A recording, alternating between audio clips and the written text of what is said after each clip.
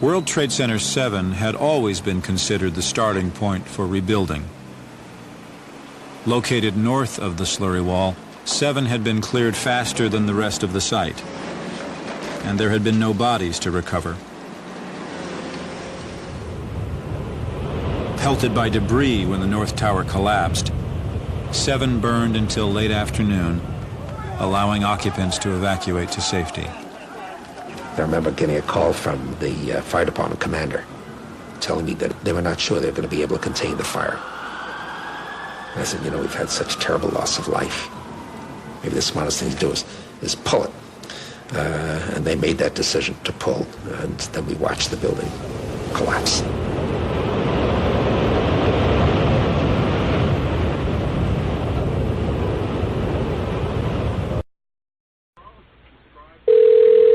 Good afternoon, Milwaukee Company. Sorry, is this controlled demolitions? Yes, it is. Okay, I was wondering if there was someone I could talk to briefly just to ask a question I had. Well, what kind of question? Well, I just wanted to know what a term meant in demolition terms. Okay, what type of term? Well, if you were in the demolition business and you said the term pull it, I was wondering what exactly that would mean. Pull it? Yeah. Hold on a minute. Thank you.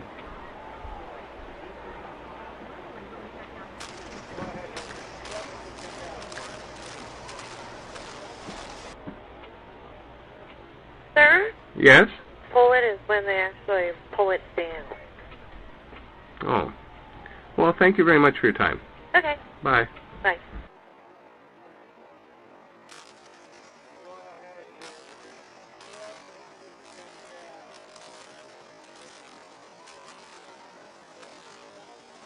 Well, the question isn't who or why anymore, so much as how. How could 200,000 tons of steel drop to the ground in under 11 seconds because of a fire? Well, over 1,000 architects and engineers say it simply can't, not the way it happened on September 11th. And now they want a new investigation. Well,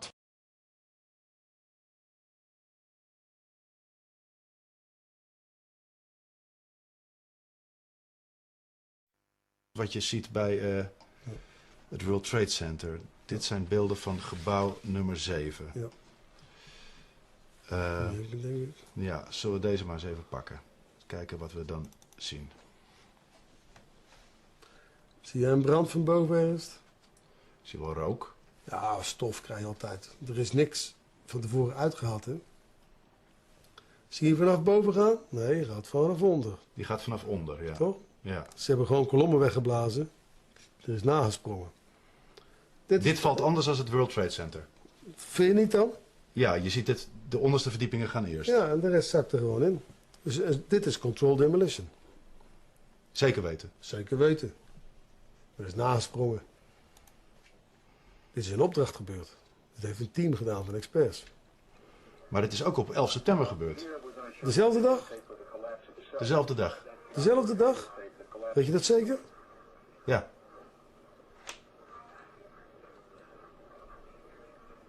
Daar gaat hij weer. Ik kan me herinneren dat ze zeiden dat er nagesprongen is, maar het heeft dagen gerookt. Er was al veel rook weg.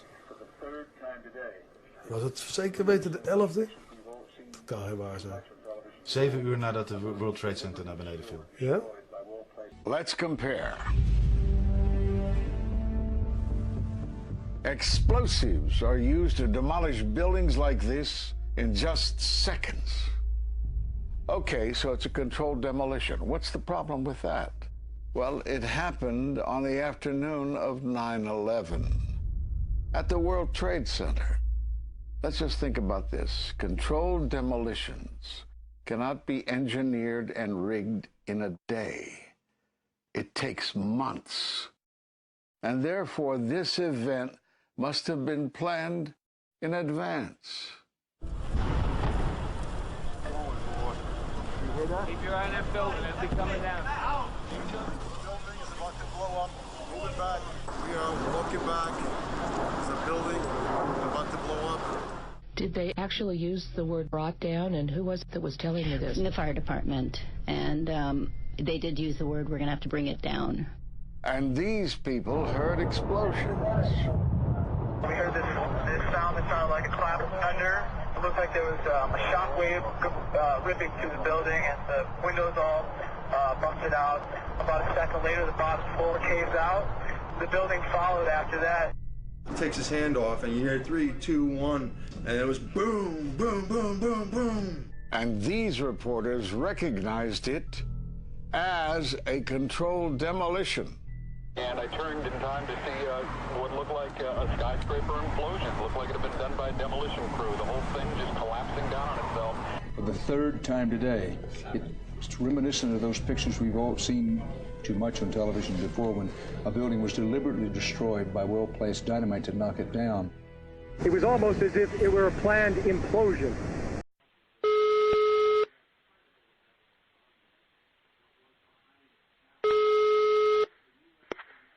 Danny Juwenko? Hi, is Danny there? Yes, that's me. Hi, Danny. Hi, my name's Jeff. I'm calling you from Canada. Hello? Hi, I was just wondering, real quickly, I know you had commented on World Trade Center Building 7 before. Yes, that's right. And I've come to my conclusions, too, that it couldn't have came down by fire. No, absolutely not. Are you still sticking by your comments where you say it must have been a controlled demolition? Absolutely. Yes? And you as being a controlled demolitions expert, you've looked at the building, you've looked at the video, and you've determined with your expertise that... I looked at the drawings, the construction, and it couldn't be done by fire. No, absolutely not. Okay, because I was reading on the internet, people were asking about you, and they said, I heard something that Danny Juwenko retracted his statement of what he said earlier about World Trade Center 7, now saying that it came down by fire. And I said, there's no way that's true. No, absolutely not. Because if anybody was like when I've called controlled demolitions here in North America, yes, they tell me that, oh, it's possible it came down from fire and this and that and stuff like that. Listen, when the FEMA makes a report that it came down by fire and you have to earn your money in the States as a controlled demolition company, and you say, no, it was a controlled demolition, you're gone, you know? Yeah, exactly. You'll be in a lot of trouble if you say that, right? Of course. That's the end of the end of the story. Yeah, because I was calling demolitions companies just to ask them if they use the term "pull it" in demolition terms, and even Controlled Demolitions Incorporated said they did, but the other people didn't want to talk to me about Building 7 really, because they knew what happened and they didn't want to say it, right? Exactly. Okay, I'm very sorry for bothering you, and thank you very much for your time, sir. Okay, it's okay. Okay, thank you very much. You have a good day. Okay, thank you. Bye-bye. Bye-bye. Okay, I wish to discuss the issue of Dutch demolitions expert Danny Juwenko, who was assassinated in a staged, managed car crash to make it look like he lost control of his vehicle. This is a typical method by Secret Service to get rid of people they don't like. They can arrange a suicide, they can arrange a car crash. A similar thing happened to Austrian Freedom Party leader Jorge Haider in Austria. He was obviously killed in an assassination. The police obviously are not going to investigate this because this is an authorized job. The methods by all people these days include making a suicide, arranging a heart attack, or a car crash or a plane crash or something along those lines. Mr. Juwenko is one in a long line of people associated with 9/11 Truth who've been killed in totally absurd circumstances. He died, he was killed, he was murdered. There's no room for doubt on this at all. There's just too many coincidences. There have just been too many people who've been killed to pretend that this can be anything other than an inside job. Now, Danny Juwenko is not really a member of the 9/11 Truth movement. What happened was a Dutch TV show approached Mr. Juwenko, showed him footage of Building 7, the Larry Silverstein-owned property in New York that collapsed at 5:20 p.m. on the same day as 9/11, which oddly enough the BBC reported collapsed 20 minutes earlier. Now, more on the latest building collapse in New York. You might have heard a few moments ago I was talking about the Salomon Brothers building collapsing. And indeed it has. Apparently that's only a few hundred yards away from where the World Trade Center towers were. And it seems that this was not a result of a new attack. It was because the building had been weakened during this morning's attacks. We'll probably find out more now about that from our correspondent, Jane Stanley. Jane, what more can you tell us about the Salomon Brothers building and its collapse? Well, only really what you already know. Details are very, very sketchy. There's almost a sense downtown in New York behind me, down by the World Trade Centers, of just an area completely closed off as the rescue workers try to do their job. But this isn't the first building that has suffered as a result. We know that part of the Marriott Hotel next to the World Trade Center also collapsed as a result of this huge amount of falling debris from 110 floors of the two twin towers of the World Trade Center. As you can see behind me, the Trade Center appears to be still burning. We see these huge clouds of smoke and ash, and we know that behind that there's an empty piece of what was a very familiar New York skyline, a symbol of the financial prosperity of this city, but completely disappeared now, and New York is still unable to take on board what has happened to them today. Presumably there were very few people in the Salomon building when it collapsed. I mean, there were, I suppose, fears of possible further collapses around the area. That's what you would hope, because this whole downtown area behind me has been completely sealed off and evacuated, apart from the emergency workers. That was done by the mayor, Rudy Giuliani, much earlier today because of, course, the dreadful collapse of the Twin Towers of the World Trade Center. But New York, very much a city still in chaos. The phones are not working properly, the subway lines are not working properly. And we know that down there near the World Trade Center there are 3 schools that are being turned into triage centers for emergency treatment. And I know that over in New York Harbor, where the famous Statue of Liberty is.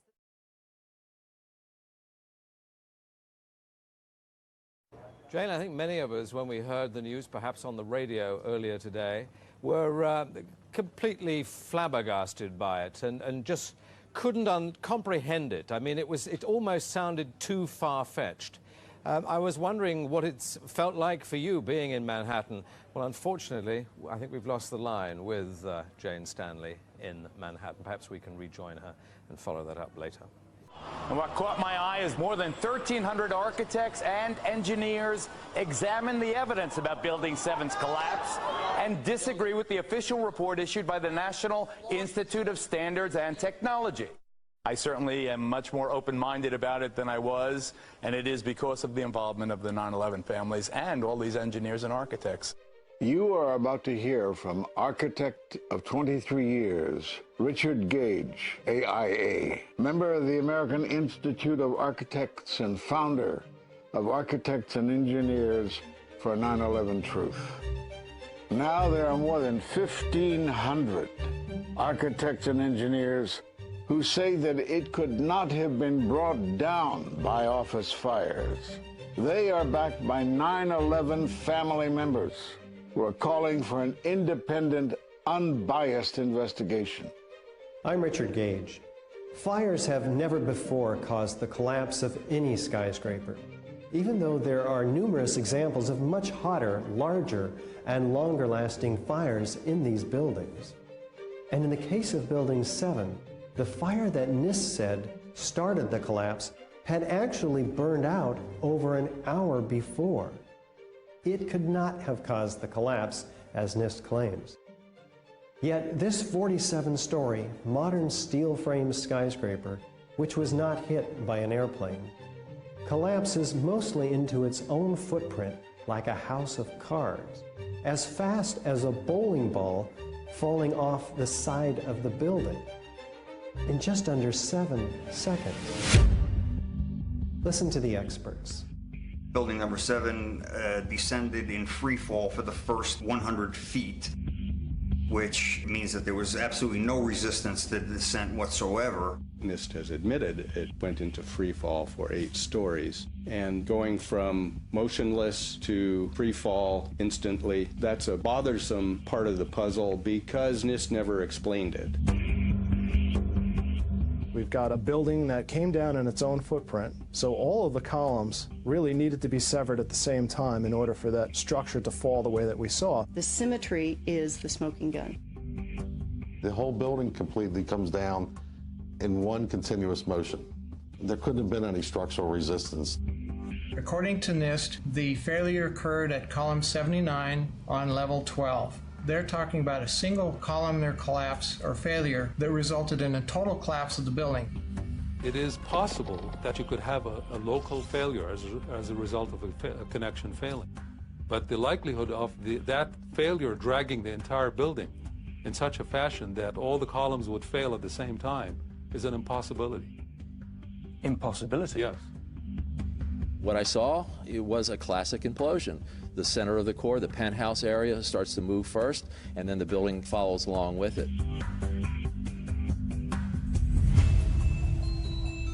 I'd like to know why NIST excluded the document from FEMA in Appendix C that documented the evidence of melting steel.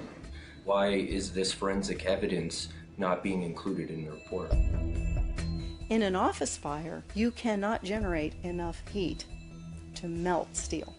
And yet we have evidence of molten iron. R.J. Lee Company, USGS, and Dr. Stephen Jones's work, all three separately found these microspheres. In the dust, we found what we characterize as unreacted thermitic material in the shape of some very tiny red-gray chips, which have different properties, and in the reaction they produce molten iron, which is the prime indication of a thermitic reaction. And such a reaction can be used to destroy steel structures.